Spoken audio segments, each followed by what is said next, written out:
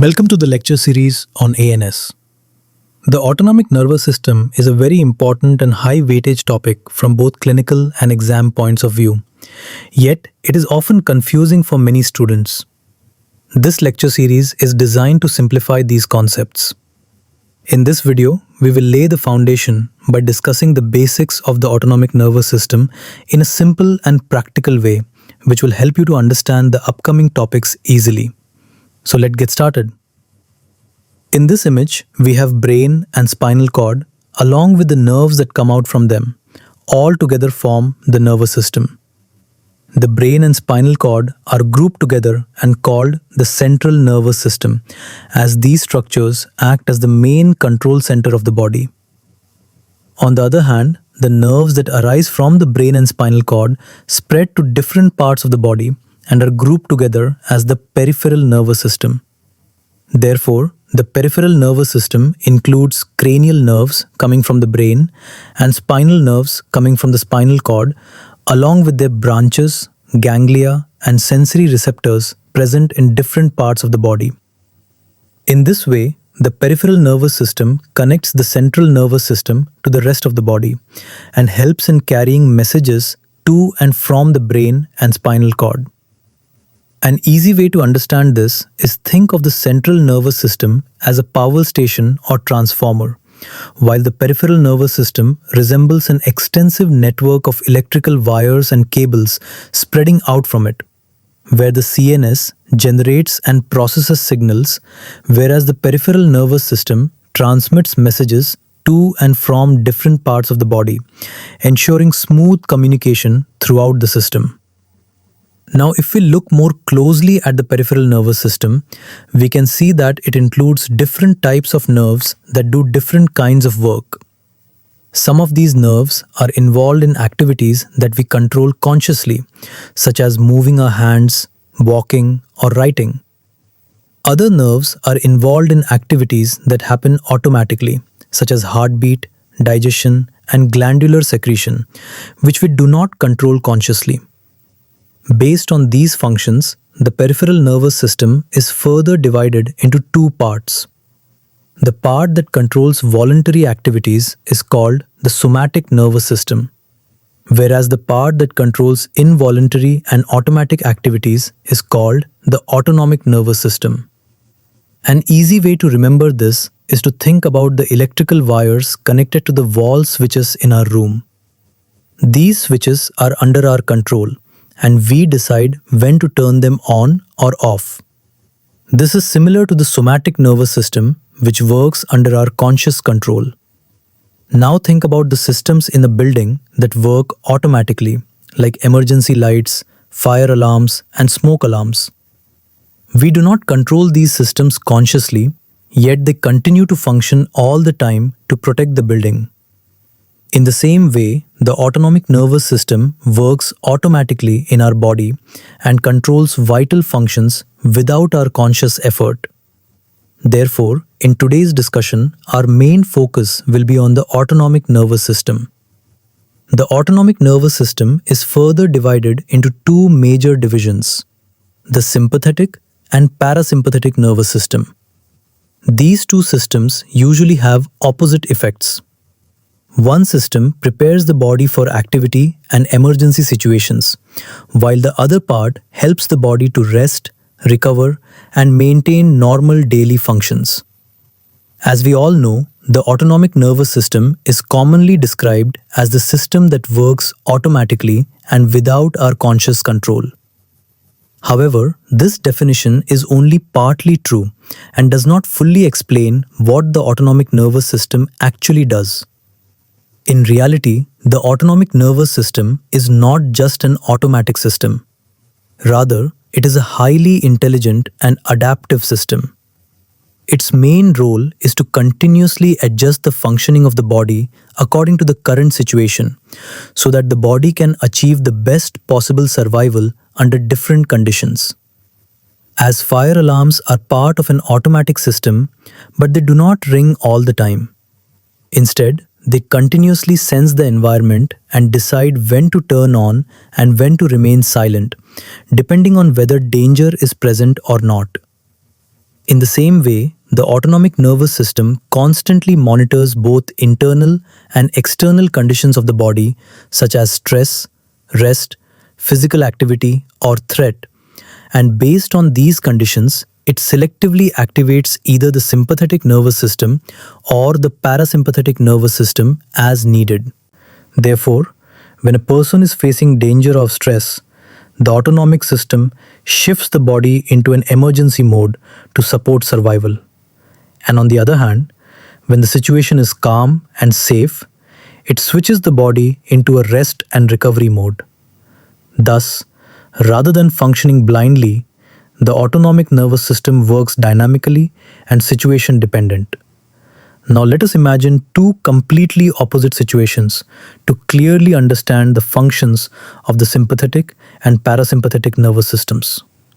First, imagine a person who is running because a big dog is chasing him.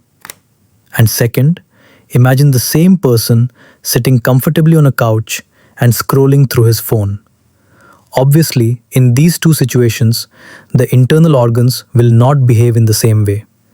In the first situation, the autonomic nervous system immediately recognizes danger and starts working in a way that helps the person protect himself from the dog. And how the body protects itself from the situation? Starting from the top, it dilates the pupils so that more light can enter the eyes, allowing the person to see clearly and react faster. As the person runs, the muscles produce a lot of heat, and therefore sweating increases to cool the body and prevent overheating. At the same time, the body understands that the muscles and vital organs need more oxygen, so the airways dilate, a process called bronchodilation, which allows more air to enter the lungs with each breath. As a result, both the rate and depth of breathing increase, ensuring that oxygen supply rises and carbon dioxide is removed more efficiently. Meanwhile, mucus secretion in the airways decreases, keeping the passages clear and unobstructed. Along with this, the heart rate and force of contraction increase, so that more blood, oxygen, and nutrients are delivered to vital organs, especially the skeletal muscles and the brain. Finally, to meet the high energy demand, the body rapidly raises blood glucose levels by activating glycogenolysis and gluconeogenesis, ensuring that enough fuel is available for the working muscles. Meanwhile, during such a dangerous situation, the body temporarily suppresses functions that are not immediately required for survival.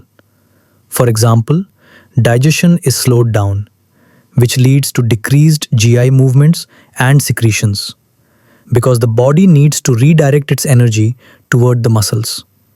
Similarly, urination and defecation are also inhibited. After all, this is not the time to pee or poop, so the bladder remains relaxed. At the same time, the main goal of the body is to send blood to organs that are most important for survival. To achieve this, the body causes selective vasoconstriction and vasodilation in different parts of the body. First, the blood vessels supplying the skin, gastrointestinal tract, and kidneys constrict. And as a result, less blood flows to these organs because digestion, urine formation, and skin perfusion are not priorities during danger. This is also the reason why a person may look pale and may not feel the urge to urinate or defecate at that moment. On the other hand, blood vessels supplying the skeletal muscles dilate, allowing a large amount of oxygen-rich blood to reach the muscles that are actively working. Similarly, the coronary blood vessels supplying the heart also dilate, so that the heart itself receives more oxygen to sustain the increased workload. At the same time, blood flow to the brain is well maintained, ensuring alertness, focus, and quick decision making. Now let us shift to the second situation and imagine the same person sitting comfortably on a couch where there is no danger, no urgency, and no physical stress. In this relaxed state, autonomic nervous system constrict the pupils, which helps improve near vision and reduces unnecessary entry of light into the eyes. At the same time, the heart rate slows down, allowing the body to conserve energy. In addition, the airways constrict and respiratory secretions increase because the body is relaxed, oxygen demand is low, and the system has shifted from high flow breathing to a normal maintenance mode. Meanwhile, metabolic pathways also change.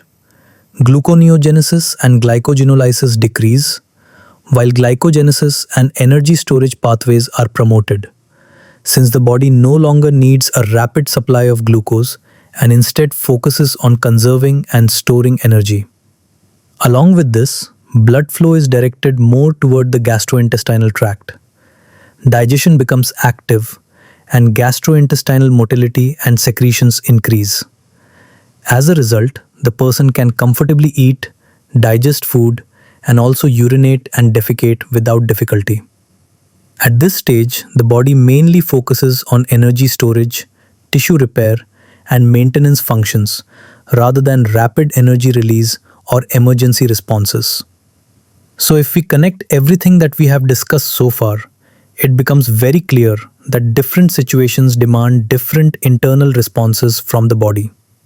In the first example, where the body is under stress and immediate danger, the sympathetic nervous system becomes dominant, and its primary role is to prepare the body for survival. In contrast, in the second example, where there is no danger and no urgent demand, the parasympathetic nervous system takes over and supports rest, recovery, and maintenance of normal body functions. Importantly, most organs in the body receive input from both the sympathetic as well as the parasympathetic nervous systems, and these two systems usually produce opposite effects on the same organ. For example, sympathetic system increase the heart rate, whereas parasympathetic decrease the heart rate. This opposite but coordinated action is essential for maintaining balance and ensuring fine control of body functions under different conditions. So this is all for today.